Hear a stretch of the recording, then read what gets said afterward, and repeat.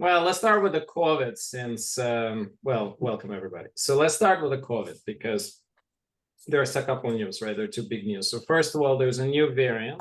I don't gonna bother you right now with the details of new variant. A, I haven't researched it enough, and B, I don't think it's important. So it's rapidly gonna become the main one in China.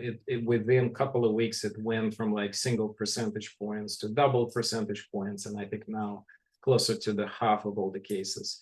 It's actually not Omicron, or rather it is Omicron, but it's a child of Omicron, I guess, whatever, like this.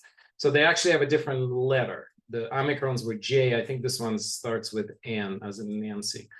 So seems to be pretty much the same, not more, a little bit more virulent, but not more, sorry, a little bit more contagious, but not more virulent. So meaning more likely to get it, not more likely to get really, really sick out of it. Current vaccines supposed to cover it.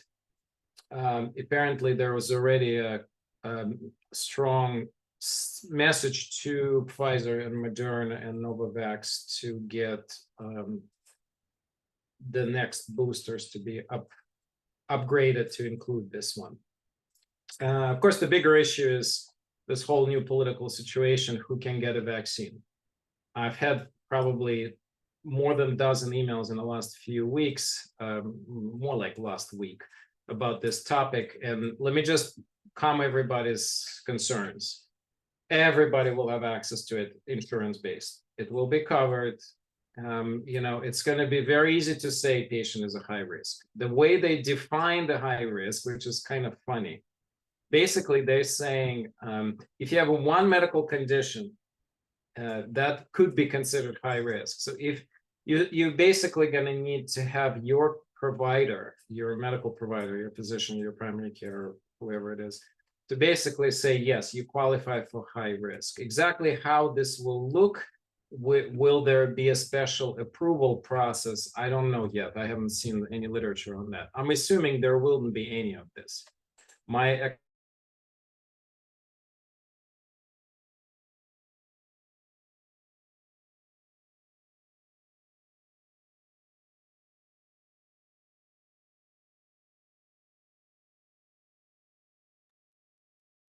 Well, it looks like Misha is frozen. Hopefully his router will catch up and it'll just bounce him back to us, or he can leave and come back in. So, I wish I had some elevator music for y'all, or some on hold music. Danette, are you speaking? Yes? You can't hear me?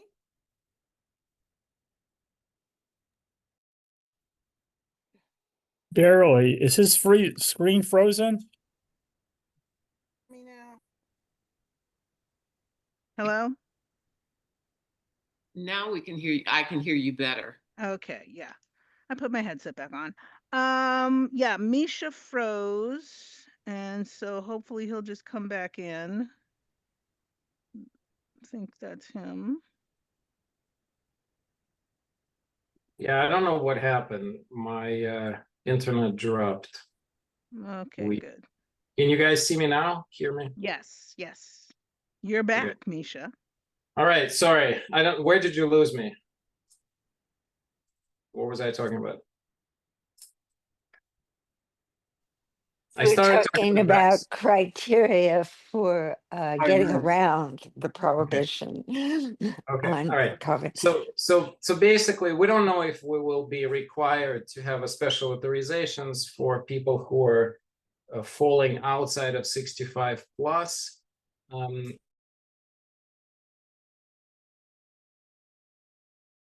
Get covered, insurance will know whether the person's supposed to qualify. Pretty much everybody will qualify. Everybody have at least one medical condition that you can consider, high risk, whatever that means, right? So don't worry about it. We'll have access. I doubt that they're going to mess around with this. It's just going to generate too much backlash. They're not going to risk this. So the bigger question is not that. The bigger question, the two big questions. Big question number one, let's say you don't want to have an mRNA vaccine. And you may not to. I don't want to personally. Like, I am not going to go get mRNA vaccine because, in my opinion, if there is an option, I'm not getting mRNA vaccine. So what will happen with a Novavax, given that they did approve them, but they require them to do additional studies? Obviously, those studies will take time, and it may be very possible that Novavax will not get ready for the fall. So that will be potentially an issue. Now, maybe it's still okay to get the old Novavax, which is still available in some places. You can actually request it if they have it. You can call around the places. The big question is, will that old vaccine do anything for you? And the answer is probably yes. And even if the new strain will take over completely, and that's all we're going to see in the fall, which is what I expect is going to happen, I still think it'll probably be okay to get that one. It should still cover it. Maybe it won't cover it as great as the newer, updated versions of the vaccine, but nonetheless, if you really adamantly don't want mRNA vaccine, which, you know, I kind of, we can have a whole hour talking about it, but, you know, in short, I hope that Novavax will get in time to do both the study and then get an updated one. Apparently nowadays, some of the studies are done a lot faster than in the past, so hopefully, but there is no guarantee of that. And of course, given this new strain, we do expect that we will have a spike in the summer. I think the big question, how big is that spike going to be? So far, expectation is we're going to have a pretty mild summer. It's not going to be super hot. So if it's not super hot, there's going to be less AC on, more windows open, more people walking outside, etc. So maybe we won't get a bad spike. Maybe it'll be pretty mild, or not even, no, we won't even observe it in a way, because like this winter spike, quote unquote, was pretty mild, right? All in all things considered. So let's do Q&A for COVID for a few minutes, and then we have a bunch of other things to talk about. Yes, if you're over 65, you automatically qualify. There's nothing else you need to worry about. You just kind of go and you get it. And expectation will be like, just like before, every pharmacy is going to have it. So, yeah. Okay.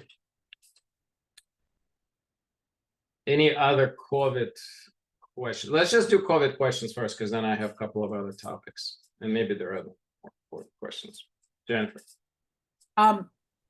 Regarding the mRNA vaccine concerns, if you've gotten mRNA before and haven't had any problems, is that any kind of reassurance or not? Don't know. Nope. No, it's not a reassurance. No, okay. It's simply, yeah, that's good. But, you know, the concern is that there's multiple different concerns, like in overly stimulating some parts of the immune system is concern number one. And then, of course, there's nanoparticles is another concern, whether they're actual real toxins, and you should be concerned about it. You know, things are dose dependent, typically things are time dependent. You know, my position is, at this point, mortality from COVID is somewhere around kind of just between the flu and a common cold. At this point, flu is probably more severe overall, but somewhere, at least somewhere in that area between common cold and flu. So question really becomes, do we need to all be vaccinated? So I'm not actually concerned about CDC's recommendation. I think in some way it's not a bad recommendation, you know, because they kind of left it open. They said, look, if your doctor says you're high risk, go get it. And that can be interpreted in many ways, as I mentioned. So practically everybody can get it, you know, and, you know, you have this bigger concern with like pregnancies and small kids. I don't think that small kids should be getting this at all. I think that the mortality in really small kids have been negligent completely. Pregnancies are totally out of my scope of practice, so I think I probably shouldn't discuss this. But in my opinion, again, you know, if the Novavax will be available, if you want to do something, probably in all long term, it'll end up being shown to be a somewhat safer vaccine. That's personal opinion. I'm not basing this on facts, partially because there are no facts. No one will side to side compare these vaccines for quite some time, right? You have to collect a lot of data going forward. Some of this complications may be years delayed, like this concern of immune stimulation increasing risk of cancers is definitely not going to get picked up for probably 10 years or so, because you have to collect so much data to be able to effectively interpret it. So I'm kind of siding nowadays with the current administration's concern about potentially understudying of some of the side effects. We are seeing a lot of those minor, quote unquote, autoimmune stimulating side effects in the practice. Are they going to be, I mean, so here, let me pose another, which leads me to the next topic, which is kind of perfect timing. So, we all been seeing the news, and if you haven't listened to this, so persistent viral infections, or even viral infections that have spiked an inflammatory response that had been continuous, clearly associated with dramatic increase in Alzheimer's disease. In some cases, in tenfold increase in Alzheimer's disease will become basically about 5 times more significant than any genetic factors. So in essence, it becomes the highest known risk, chronic viral infections or post-viral inflammatory syndromes, of which, of course, long COVID is one.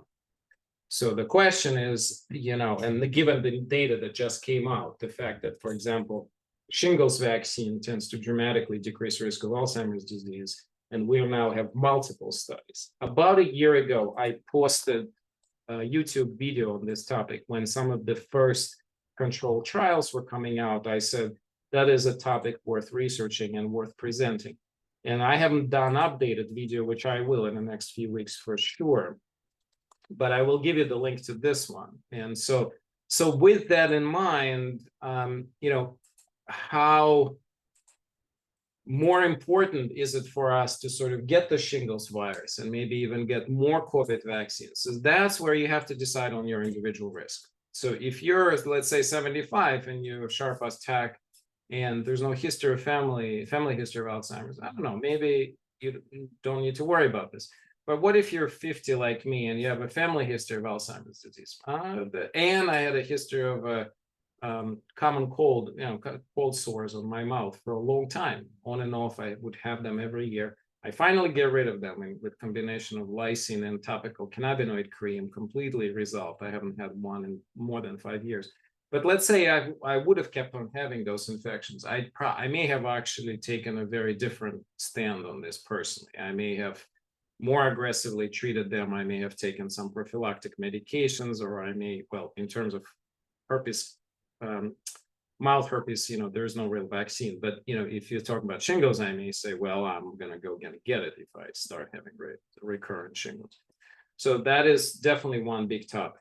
Why is this topic also important? It just highlights 2 facts. So one, any inflammatory response that is close to the head is not something we want to have. So whether that's a mold toxicity induced, whether it's induced from some kind of allergies, and then you have a lot of this chronic sinus, or if it's some kind of a chronic viral infection, we have to deal with this aggressively, a lot more aggressively than previously thought, because unfortunately, the barrier between the body and the brain, what's called BBB, blood-brain barrier, is not as impenetrable as we used to think. Things tend to pass through. Bacterial and viral particles definitely pass through. Toxins, to some degree, able to pass through. So it basically, we have more and more information to be concerned about it and to say this needs to be looked into. Yes, 100%. So Randy pointing a very good point. Is that true of untreated periodontal disease? Absolutely, because in periodontal disease, there is a chronic bacterial colonization that occurs. I don't want to say infection, because infection means tissue destruction, although to some degree you can arguably say that periodontal disease involves an infectious process. So, would you then constantly try to get rid of bacteria in the mouth?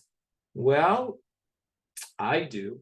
I use the dental toothpaste that has a biologically active antimicrobial ingredients.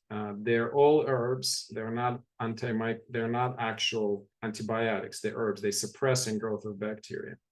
And I also do use alkalinizing mouthwash. I don't like Listerine. I feel like, remember, this is another microbiome area.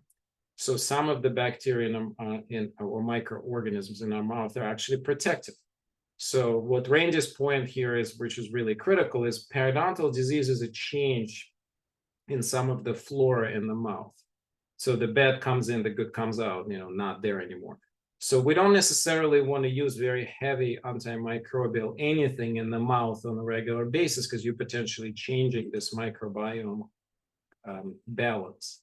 But the gentle antimicrobial herbs and gentle alkalinizing washes are probably a really good idea. So it's a dental aside, and actually let me give you like an Amazon link. You can get it from a lot of different places. It's just slightly more expensive than other things out there, but I feel like it's a reasonable if you're interested in that.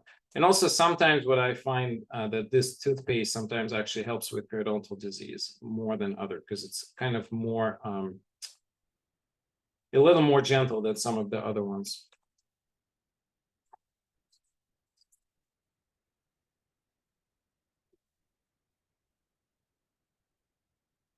Yeah, it's on Amazon, so I'm just going to give you.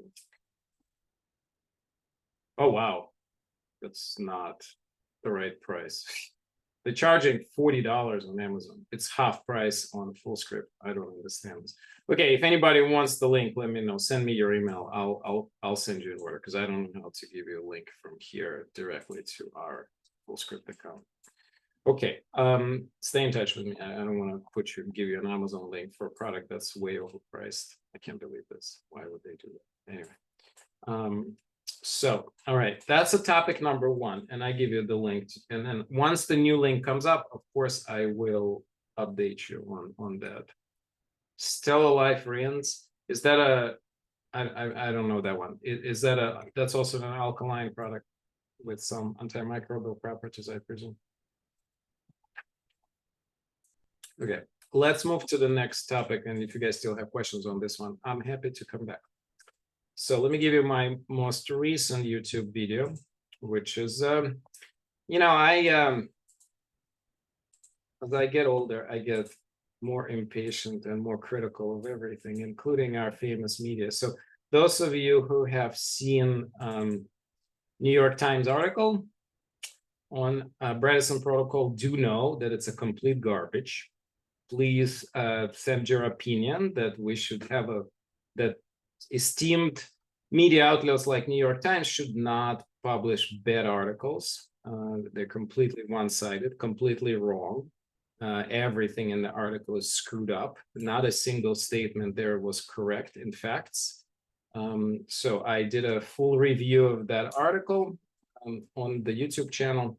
And those of you who don't know what I'm talking about, so the ReCODE or Bredesen program is the first program of reversing of cognitive decline that's used using a very comprehensive, sophisticated, personalized approach. It's based in partially lifestyle. About half of the effect of the program is lifestyle based. About half of it is based after going after specific drivers of Alzheimer's disease. And we just discussed one. We just discussed chronic infections. We just discussed chronic inflammatory response as one of the key drivers of Alzheimer's disease. It's not the only one. There are at least 20 to 30 of those, but that's a big one, right? So the article is basically very negative. The article in the New York Times says that doesn't work. Well, I'll tell you, it does work. We now have a series of cases. We're publishing first 50 cases. We have specific cases where we're not only seeing patients getting better, but we're seeing brain growing. Like literally, we have 2 patients now who started in single digits in the memory area of hippocampus, and now they're in 30 to 40%. So they've gained 3-fold volume of the brain within a year or 2.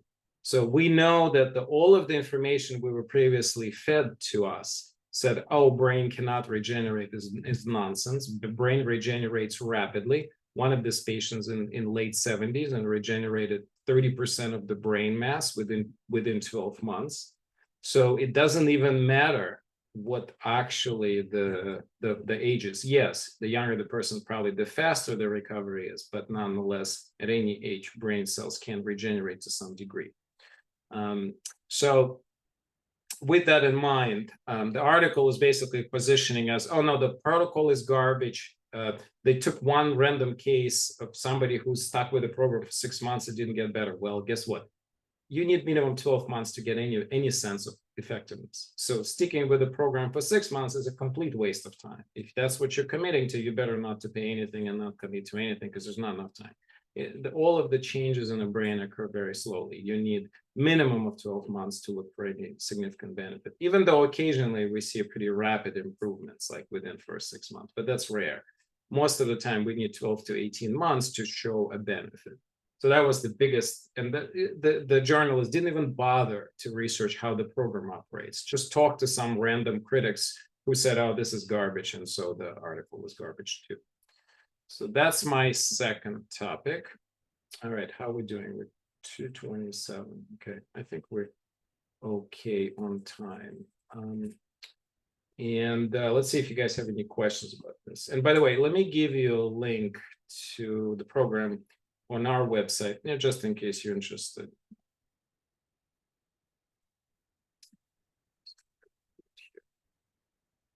And actually, Dr. Frame and I, we just recently submitted the first article. So we're waiting for the process to get through to get published. Once it's published, of course, I'm going to do an additional review on the topic, kind of additional evaluation. So, all right, my last big news is sort of nothing new, but it's kind of disturbing news. Even though I'm still verifying the accuracy of this information. So I don't have any updated videos on this, and I don't have any I'm not going to give you any links yet, but I want to mention this. Apparently there's a report from one of the pretty well-known US organizations that we finally have seen medication of a prescription moving from the 4th cause of death to the 3rd cause of death in the United States of America, crossing the 250,000 deaths every year officially. So what that means is that, and what we do also know is that in the last 2 years, we have seen a horrendous spike in percent of patients who take 10 medications or more. We're basically crossing 10%. So 10% of population over 65 now takes 10 medications or more. And this is a catastrophe. It's literally a silent epidemic that no one wants to discuss. Now, if you Google what I'm saying, you're going to see quite a couple of kind of a side links and nothing very concrete. And the reason I believe strongly is that there is a strong oppression of this information. There is a kind of some kind of a, I don't want to sound conspiracy theory, but I'm pretty sure that there's a global suppression of this information happening at the moment. How they're suppressing it, I don't exactly know. But imagine what I'm trying to tell you is that every year 1/4 of Americans die because of our work, because of how we prescribe a number of medications. And the problem is, which is why this is the topic I decided to talk about, this is not necessarily that this is new. The approximations of an actual number of annual deaths sits anywhere between 100,000 to 500,000. And you can put that number anywhere you want, depending on how you analyze the data. And I'll tell you even bigger problem. More than 90% of adverse drug reactions are not even reported. Or if they are reported, they are underreported in the sense that they reported as some side reaction, but they're not being reported as contributing to the mortality when they should have been. So the topic is analytically challenging and difficult. It's hard to say, how are you going to look into this? Like, what are you going to do with this data? Do you have a capacity to organize it in such that it's really clear and can be verified by different agencies and by different research groups? That's the problem. Like, depending on how you look at this, the numbers change dramatically. Nonetheless, what is clear and undeniable is that we're in a very rapid increase in percent of people taking large numbers of medications. in case of 10 medications or more, the doubling time seems to be less than 10 years. So if what I'm saying is not going to change, then with between 2025 to 2035, we're going to get to 20% of Americans taking more than 10 medications, prescribed medications. So, and think of it this way, you know, unless you're a computer that can process information pretty quickly and communicate with all the prescription sources, with the patient, with the doctor, there's no physical capacity for any human being to be able to synthesize interactions and complexity of what can happen here. Because you have to synthesize interactions between drugs, between the nutrients. So you need to understand what person is eating, what supplements they're taking, what herbs they're taking, what over-the-counter pills they're taking. And you have to synthesize all this information and then say, are there serious possible interactions? We can't biologically do this. Even if you have a complex team at Harvard, it doesn't matter. It's not humanly possible to assess that level of complexity ever, unless you AI it. So I actually started a company a few months ago to say, look, this is crazy. We need an AI-assisted program that will be able to discern this and say, okay, here's the real big problems. This is how you're going to deprescribe this. Right now, there are such software that exists, but it's not impractical. It will simply tell you there are possible interactions. Look at this. Okay, now what do you do with this? Often, pharmacists would sometimes send us these papers to the clinic saying, look, your patient taking these 2 pills and there may be an interaction. Okay. Computers are often now, like when I put the orders in the computer, sometimes they'll pop up and they say there's possible interactions. The problem is, this is not a direct information to deal with, right? I mean, yes, if it comes in when I'm prescribing something, I may change my practice and prescribe something else, or don't prescribe anything. But if the person is already on it, and even if computer tries to flag it, what's your option? What's your step? Doctor will not stop prescribing something if the patient's seemingly okay. And if they already prescribed, the patient is taking, they're simply going to click off and close the window of concern. We need, and also think of it this way. How often does the person typically see their provider?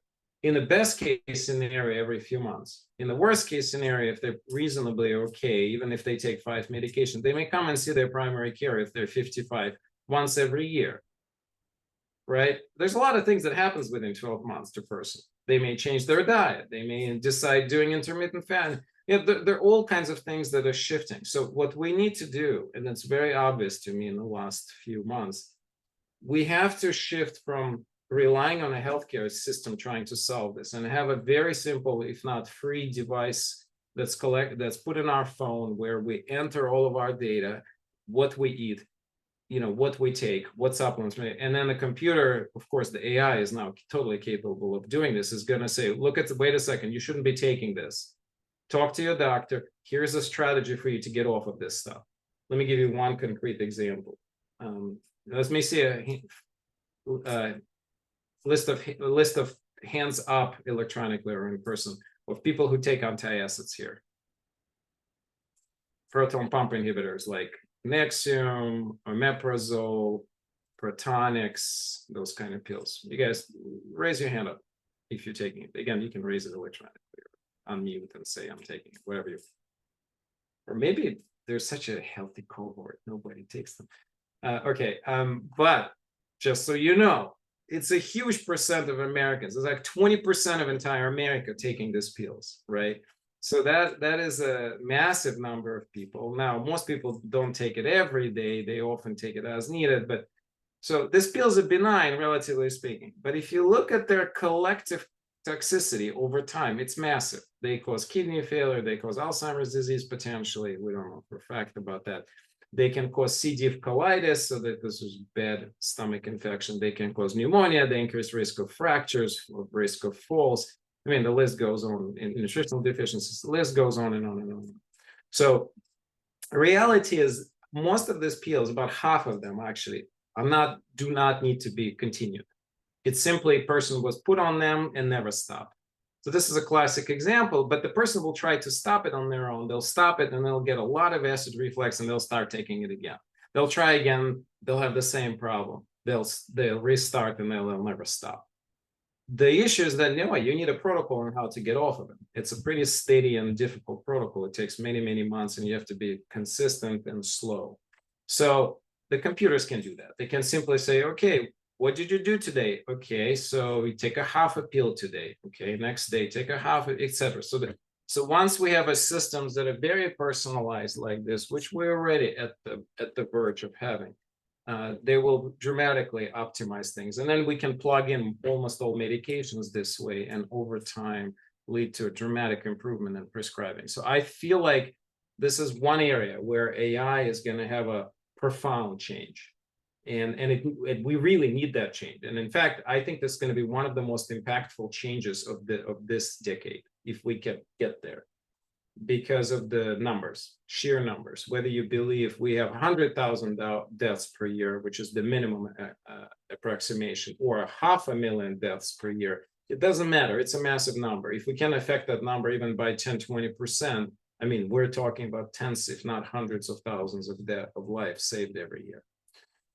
So heavy topic, as I said. I will be making a video about it very shortly. Actually, let me give you a very short video of a friend of mine who just did this. And it's not on my YouTube channel, it's on his YouTube channel, but he's one of the co-founders of the company I'm talking about. So you guys are totally fine to...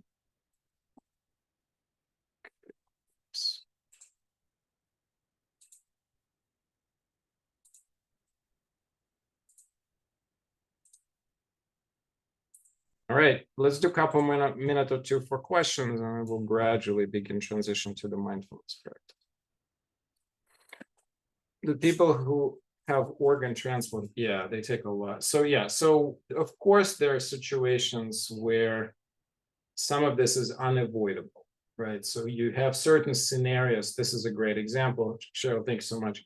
So it's a great example. People who had an organ transplant, they're going to have to take tons of meds for the rest of their life, and there's nothing you can do about it, and it's saving their life.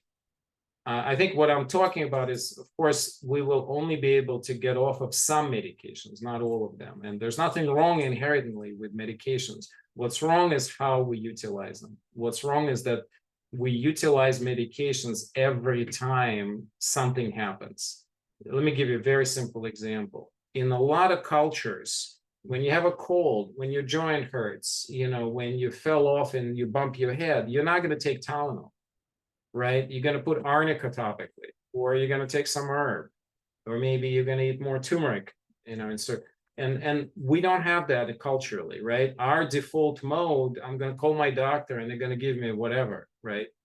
And that's the problem. The problem is that we culturally default on the pill taking, pill for every ill, you know, and of course, you guys here, it means that you're here for being in better health. So you're, of course, quite aware of it. I'm preaching to a choir. I totally get that. But to me, this issue became so acute because of some of the statistics that I've been gradually going into deeper and deeper, and realizing that we are at the certain level of the pandemic, if you will, here, a silent pandemic that no one wants to deal with on the grand scheme of business. And as you know, pharmaceutical industry is only getting stronger, not weaker. So again, we can't expect them to self-regulate, to prescribe less. They're in the business of prescribing more, right? So there is a complete conflict of interest here, no matter who says what. Right. Now, will the current administration do anything to it? I have no idea. I don't want to think about this. We don't do politics on this channel, as you know. I don't expect much, simply because the structures and systems are too strong. I think what we really need is a grassroots revolution.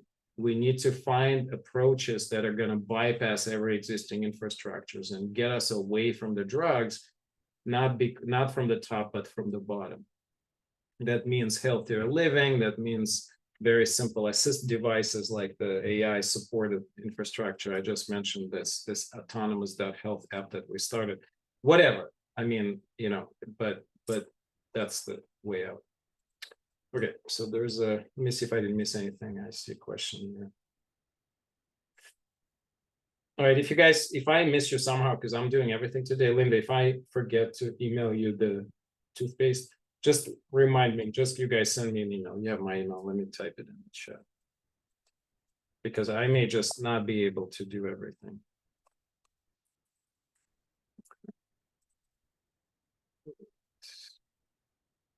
Yeah, this concern we've known we're living longer but heavily medicated. Yeah, is that a life we want to have? I guess that's a philosophical question each one of us at some point going to have to face.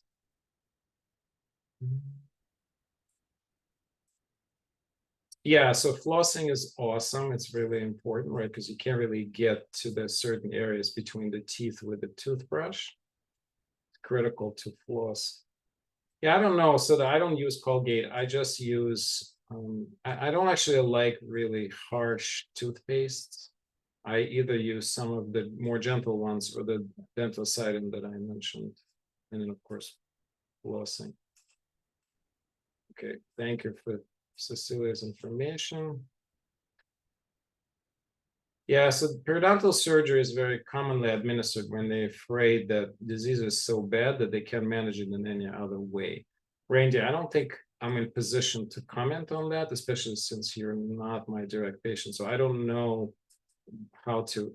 what to tell you to this. One thing I will say, maybe as Cecile said, absolutely do get second opinion. I think that's very, very good suggestion. Always get a second opinion, especially if you feel something is off, like definitely get a second opinion. All right, I think I cut out. Name of the two, okay, since you read it, I may as well. Just don't buy it on Amazon because it's twice the price, which is shocking, but I guess it's not shocking. Why am I shocked?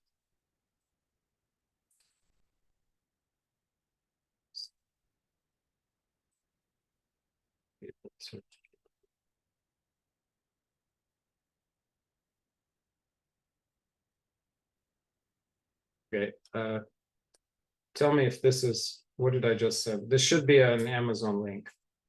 Now that the price on the I think it's a lot cheaper though, where I on full script, but at least you have that. Okay, and I want to answer this last point here. Dementia rate question by Jadala said she wasn't able to order it.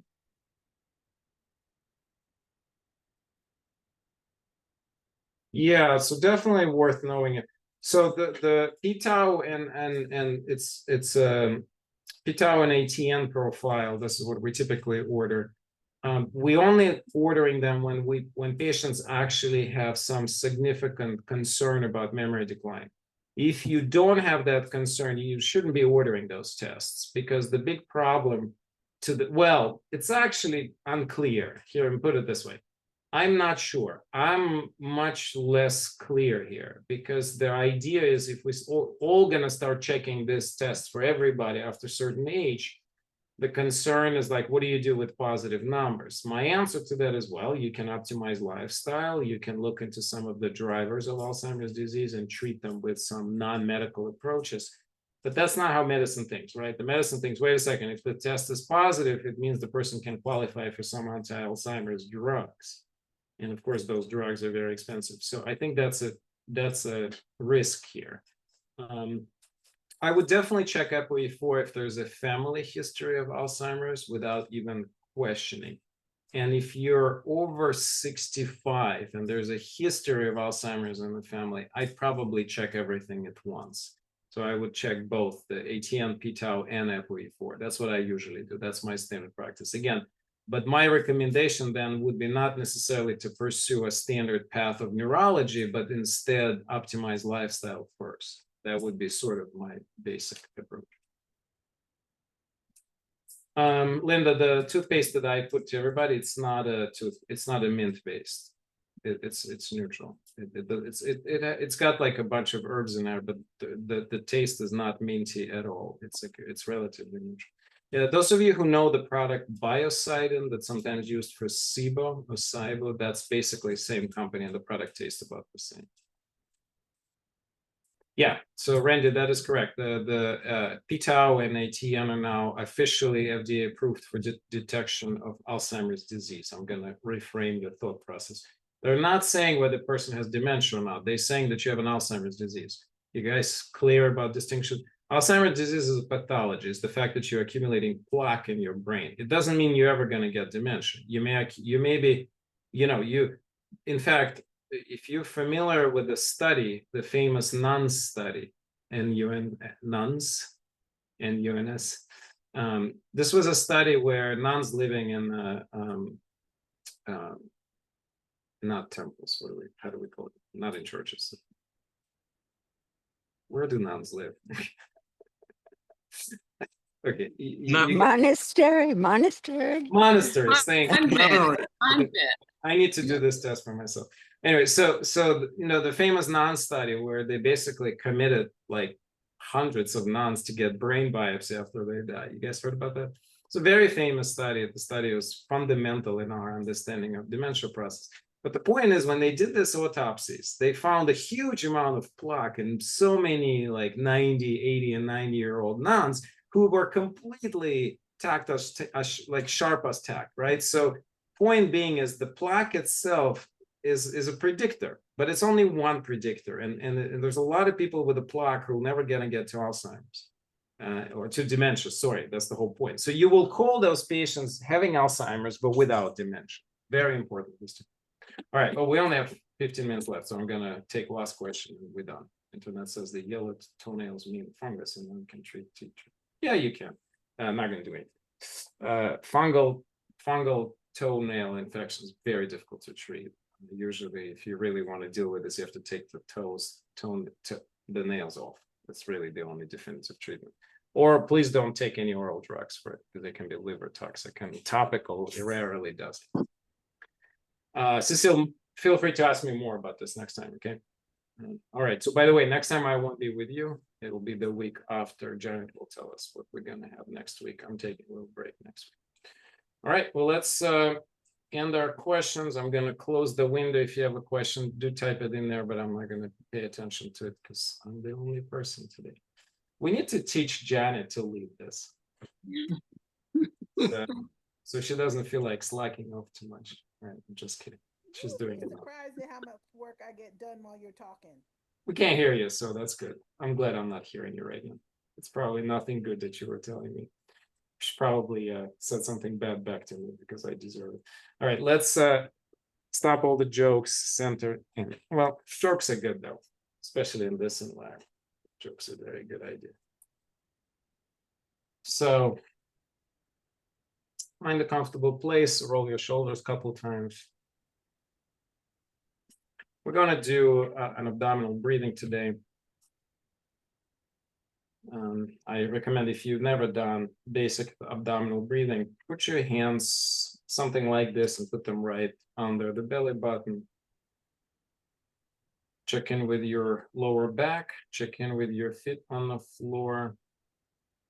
Make sure your feet do touch the floor if you're sitting on a chair. If you want to go lay down or sit cross-legged, perfectly fine, go for it, and I'll give you a minute to adjust your position. But for everybody else who's sitting on a chair, let's tune into the areas of buttocks and the upper legs where we touch the chair. Just become fully present with our physical body, how we are in the space, how we're sitting. Once you settled in, adjusted what you have to adjust, and keep your hands still on the stomach. Begin to first do a slow-paced breath.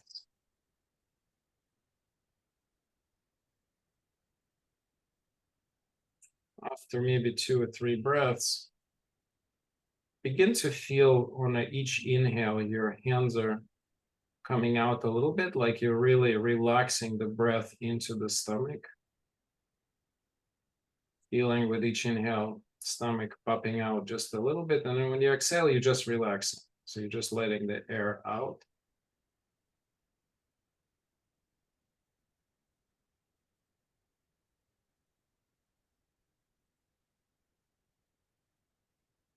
the importance of abdominal breath, it pushes the diaphragm down. So actually is a very interestingly important way of massaging all the organs inside the abdominal cavity.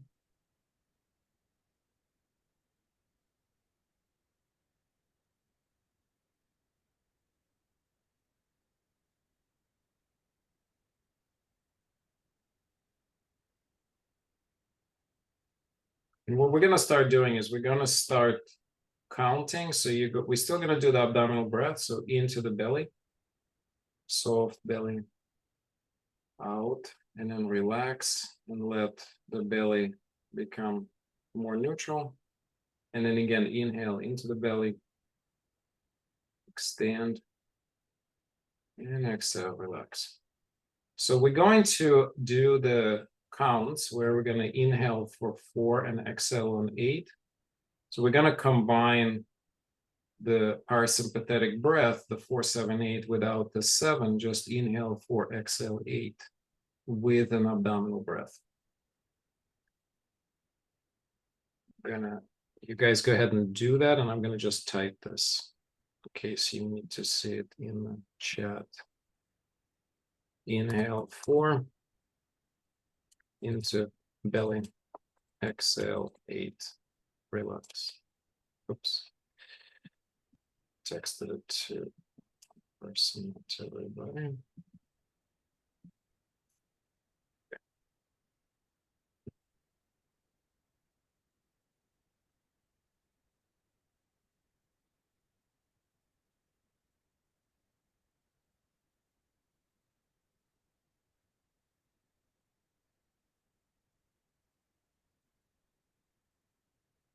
If you're drawn to do breath slower, maybe 6-12 or even 7-14, by all means. Inhale for the counts that are comfortable to you. If 4-8 is too difficult, go down to 3-6 or maybe even 2-4 if that's difficult. So pick your own comfort zone for the frequency, for the counts itself.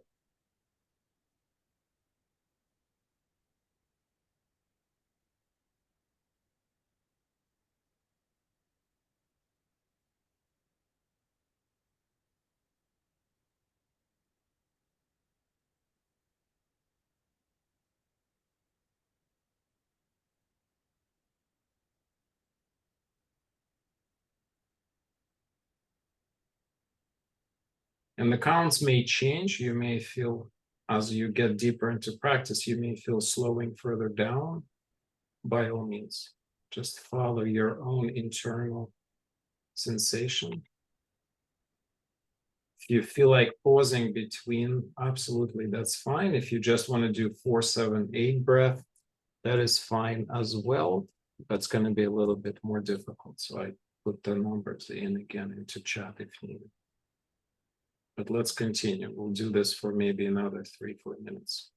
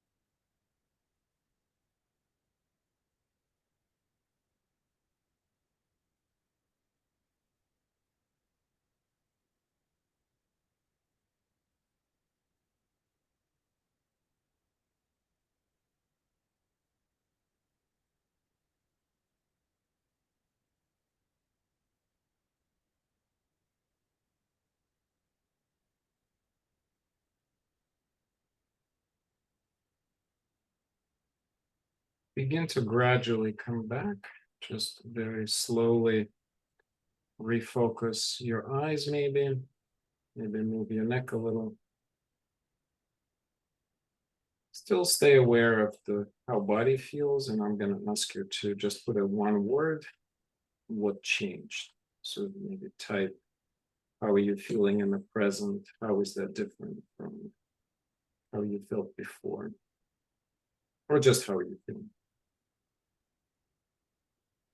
So this is very, very simple practice. I kind of like, lately I've been doing more and more the simpler the better approach, just a deep abdominal breath. Cannot underestimate the power of such a simple practices, and this ratio of 1 to 2, right? It's a parasympathetic ratio. It tends to cool off central nervous system. It tends to shift us from stress response to the rest and digest. It's very, very healthy. Yeah, I feel renewed. I feel kind of not usually I feel sleepy after something like this, but I slept really well last night for a long time, so I feel I don't need to sleep more, so I feel renewed, really tired. Okay, great. So tired is very good when you feel it this way, because it means you probably did the practice right, because it often you get tired because you're suddenly shifting from the stress response that sort of go to, okay, now I'm parasympathetic, and maybe I need to rest some more. That's usually how I feel. It's just I slept a lot, like an extra hour last night. Not tired today. Alarm didn't go off. Isn't that nice?